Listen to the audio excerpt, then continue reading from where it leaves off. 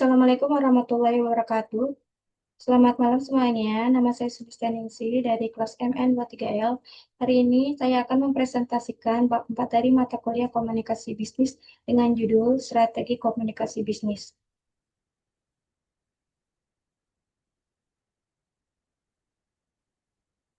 Sebelum kita mulai, mari kita lihat tujuan pembelajaran bab ini.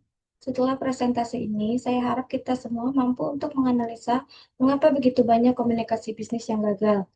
Merencanakan menggunakan framework perencanaan yang sederhana namun kuat, menerapkan berbagai pola penyusunan pesan yang tepat, dan paling penting mengaplikasikan semua ini dalam simulasi bisnis di dunia nyata. Pernahkah kita mengalami situasi ini di mana kita mengalami kebingungan dalam berkomunikasi?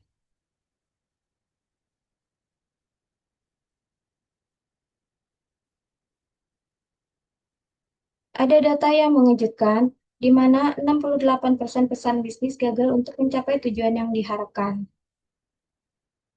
Artinya, hampir 7 dari setiap 10 pesan bisnis yang kita kirim tidak mencapai tujuannya. Bayangkan betapa banyak waktu, energi, dan peluang yang terbuang. Dan ini sangat krusial bagi kita semua sebagai mahasiswa untuk memasuki dunia kerja. Kesuksesan dalam proyek, negosiasi, presentasi, dan kerja tim sangat bergantung dalam satu fondasi, yaitu komunikasi yang efektif.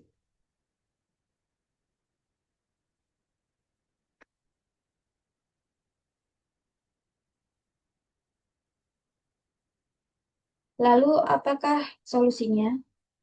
Solusinya di sini kita bisa lihat, yaitu pentingnya perencanaan pesan. Kunci utama dari perencanaan pesan adalah perencanaan pesan bukan tentang menjadi sempurna, tetapi tentang menjadi efektif. Mengapa kita perlu repot-repot merencanakan? Karena dengan merencanakan, kita justru menghemat waktu, meningkatkan kejelasan, memastikan tepat pesan tepat pada sasaran, dan yang tidak kalah penting, membangun citra profesionalitas kita.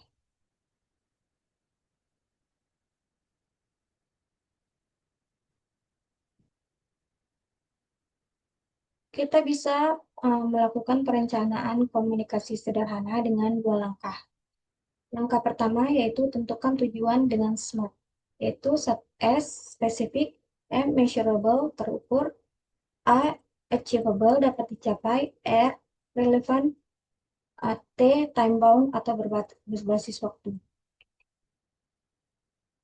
Jadi tujuan kita jangan hanya ingin melapor, tapi gunakan visi SMART.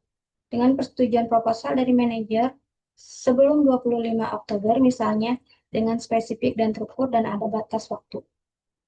Lalu untuk langkahnya keduanya adalah analisis audiens.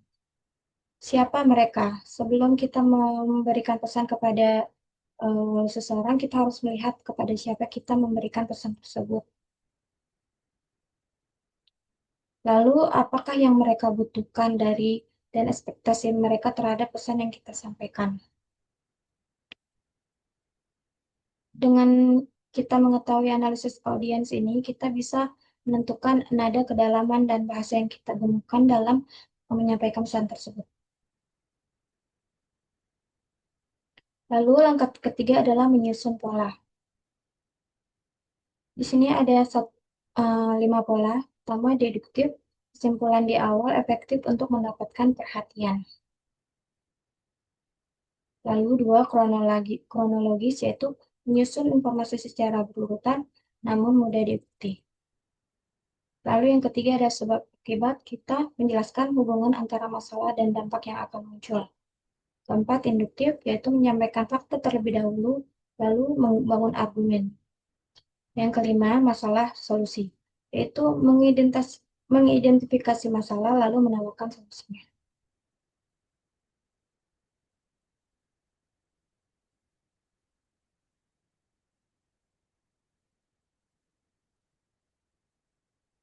Nah, lalu untuk studi kasus yang dapat kita cermati di sini, eh, pada semester 6 nanti kita semua akan melakukan yang namanya kerja praktek.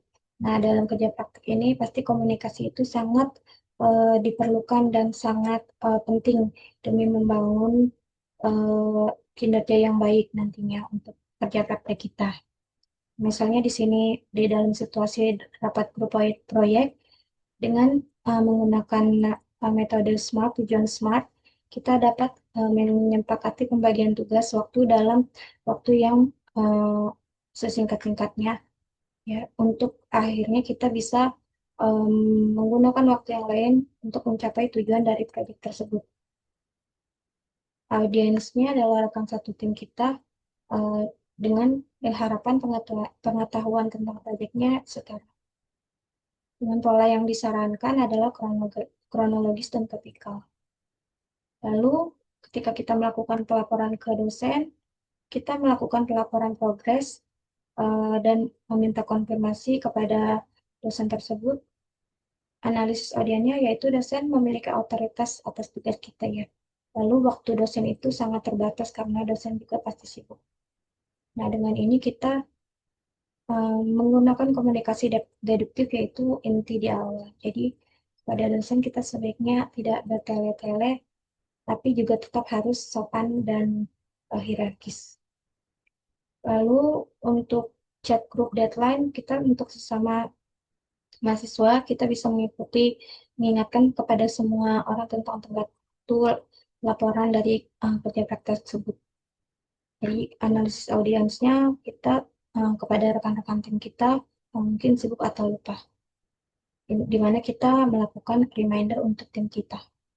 Lalu untuk presentasi ke klien di tempat kerja KP kita misalnya, yaitu meyakinkan klien untuk menyetujui proposal. Di sini klien di mana kita membutuhkan mereka ya. Jadi dan mereka membutuhkan kita untuk memberikan manfaat dan solusi dari proyek yang dilakukan. Pola yang disarankan untuk komunikasinya adalah masalah atau masalah solusi atau induktif. Nah, tips cepat dan kesimpulan bab 4. Jadi, selalu rencanakan sebelum berkomunikasi. Gunakan tujuan SMART dan analisis audiens. Kita di sini tidak boleh asal kirim pesan. Kita harus memastikan meluangkan waktu dulu untuk memastikan bahwa pesan yang kita sampaikan disampaikan dengan bahasa yang tepat dan inti dari pesan tersebut dapat tersampaikan kepada uh, receiver yang akan menerima pesan tersebut. Lalu, pilih pola pengorganisasian yang sesuai dengan audiens dan tujuan. Jadi, pola itu penting, pilih yang sesuai dengan audiens dan tujuannya. Klarifikasi adalah kunci untuk menghindari miskomunikasi dalam kerjasama. Jadi, kita memastikan bahwa eh, receiver dari pesan yang kita kirim tersebut satu pace dengan kita, sehingga tidak terjadi komunikasi. Memastikan bahwa mereka memahami pesan yang kita kirim. Lalu, sesuaikan gaya bahasa dan channel dengan konteks organisasi dan audiens. Kita bisa menyesuaikan isi pesan kita atau cara kita membuat pesan atau komunikasi. Di sini komunikasi maksudnya uh, menyesuaikan dengan receiver dari pesan tersebut atau komunikasi tersebut. Misalnya kita ke dosen harus sopan kepada klien dan atasan di tempat kerja tentu harus sopan dan hierarkis. Lalu untuk ke rekan-rekan sesama mahasiswa mungkin bisa lebih santai. Jadi komunikasi efektif adalah keterampilan yang bisa dipelajari dan dilatih. Komunikasi yang efektif itu bukan hanya bakat bawaannya, tetapi pembiasaan. Kalau kita sering berkomunikasi pada banyak orang, kita akan terbiasa untuk uh, berkomunikasi dengan tepat, sehingga pesan dari komunikasi yang kita ingin sampaikan bisa tercapai. Nah, sebagai bentuk penerapan, teman-teman di sini pasti bisa langsung mempraktekkannya nanti setiap hari untuk dapat berkomunikasi sesuai dengan menggunakan metode SMART dan analisis audiens sehingga pesan yang kita harapkan dapat tercapai. kepada receiver pesan tersebut. Nah, itulah pentingnya perencanaan strategi komunikasi. Sekian presentasi dari saya. Mudah-mudahan ada manfaat yang dapat diambil dari presentasi ini.